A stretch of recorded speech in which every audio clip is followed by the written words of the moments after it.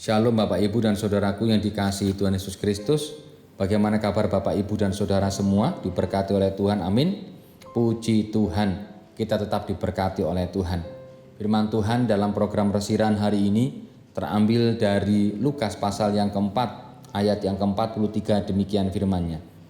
Tetapi ia berkata kepada mereka, juga di kota-kota lain aku harus memberitakan Injil Kerajaan Allah. Sebab untuk itulah aku diutus.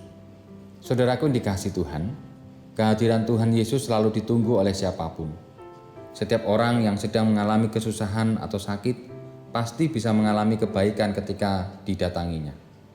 Ketika Tuhan Yesus pergi kemanapun, pasti akan dicari supaya bisa melepaskan manusia dari kesusahan dan keprihatinan manusia.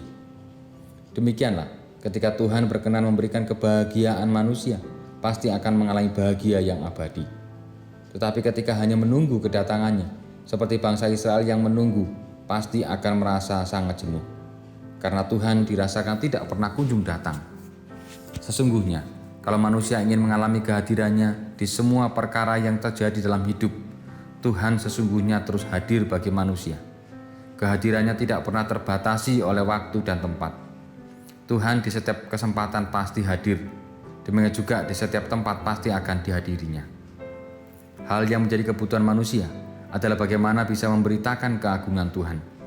Dengan memberitakan keagungannya, manusia akan mengalami berkat. Meskipun harus mengalami keadaan yang tidak baik menurut manusia, tetapi kalau manusia sudah ditempati oleh keagungan Tuhan, hidupnya hanya akan mengalami kebaikan Tuhan.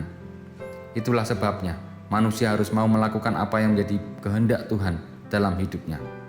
Bagaimana upaya dalam hidupnya mampu menjiwai, malah sampai menjadikan kehendaknya sebagai kebahagiaan untuk melakukannya dalam hidup. Dengan cara demikian, keselamatan dari Tuhan pasti menjadi kebahagiaan yang utama.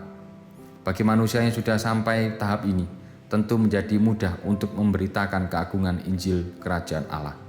Karena Injil sudah menjadi bagian hidupnya dan pasti akan terlahir dalam setiap perbuatannya. Marilah saudaraku, kita tetap memberitakan Injil Kerajaan Allah, karena itulah tugas panggilan kita semua. Amin. Mari kita berdoa. Terima kasih Tuhan atas segala berkat dan anugerah-Mu.